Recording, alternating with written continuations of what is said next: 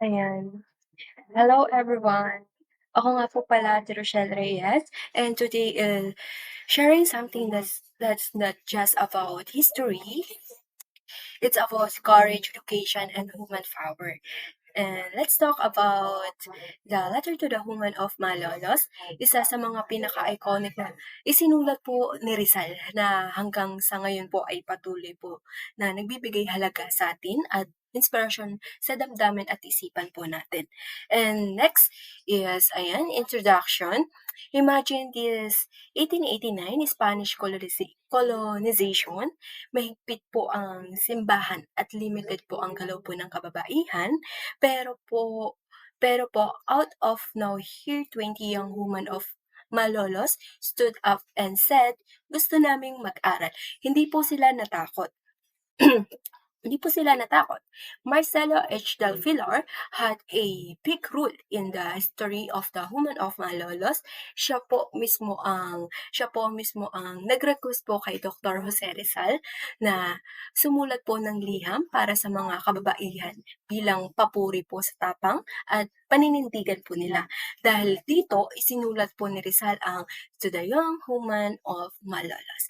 Isang liham na hindi lang basta pagbati kundi isang makapangyarihang mensahe po tungkol sa kahalagahan po ng edukasyon, hindi lang para sa kalalakihan, kundi pati na rin po sa kababaihan. Ang sulat po na ito ay naging simbolo po ng tapang, katalinuhan at pagmamahal po sa bayan.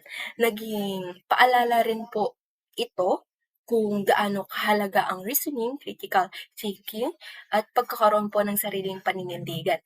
Hanggang ngayon dala pa rin po natin ang um, dala pa rin po natin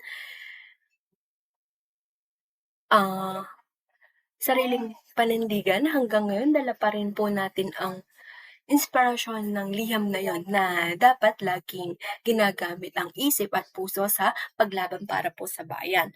And that's why Jose Rizal wrote this letter. It's not just any letter, but a masterpiece. And next slide. Ayan. so, here's the history. Noong December 12, 1888, 20 women from Malolos asked permission to open the A night school. Gusto po nilang matuto hindi lang po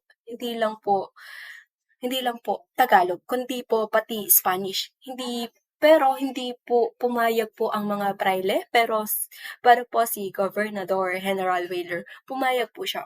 Kumalat po ang balita po na ito at umabot po ito kay Dr. Jose Rizal. Ayan. Next is, ayan. Dito po sa part na po is, sabi mo ni Rizal said, "Huwag kang basta-basta sumusunod dahil lang yan ang sabi ng lipunan." Pinaalala niya na ang babae po ay hindi lang pangkusina o pang-alaga ng anak, kaya rin mag-isip, lumaban at mamuno po. He said ang tunay na relihiyon naiintindihan hindi basta sinusunod dahil lang natatakot ka. This was just about human, it was about opening everyone's minds. Sa kanyang liham po para sa The Young Woman of Malolos, pinaalalahanan po ni Jose Rizal ang mga ito na turuan ang kanilang mga anak ng katuwiran at moralidad. Hindi kaya't niya silang iwasan ng bulag na pagsunod sa yakapin ng mga susing pag-iisip po, gano'n.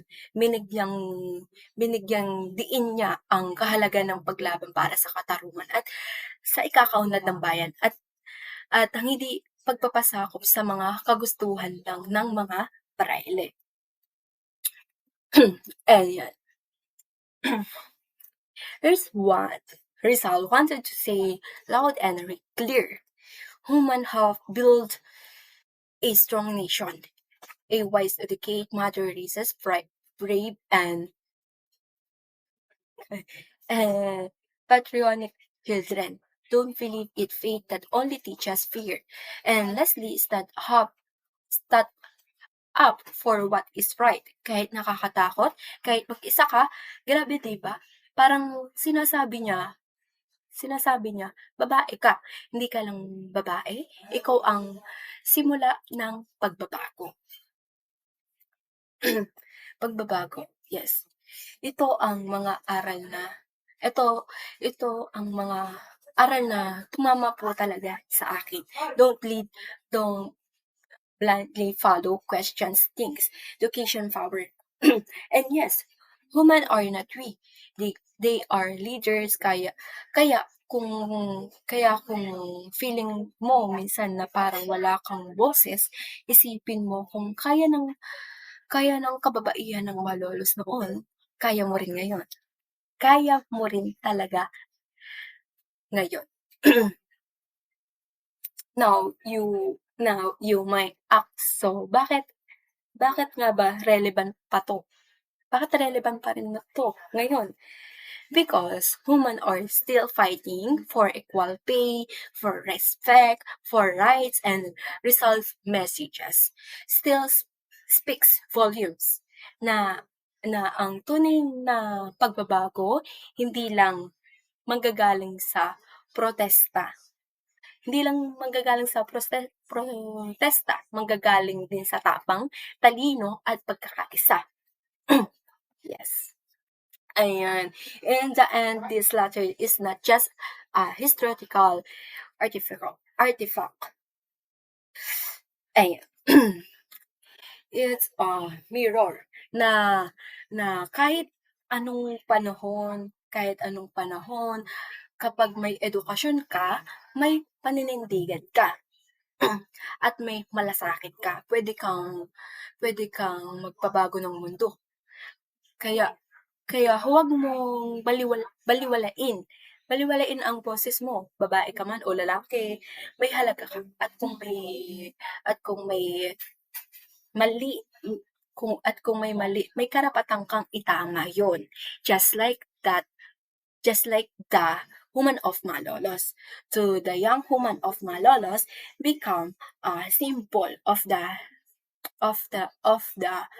struggle for Filipino independence and the importance of education for both women and men. It inspired the women of Malolos and contribute to the growing movement for change in the Philippines. Growing movement for change in the Philippines. Tandaan mo, hindi ka babae lang, kundi babae ka. Thank you po.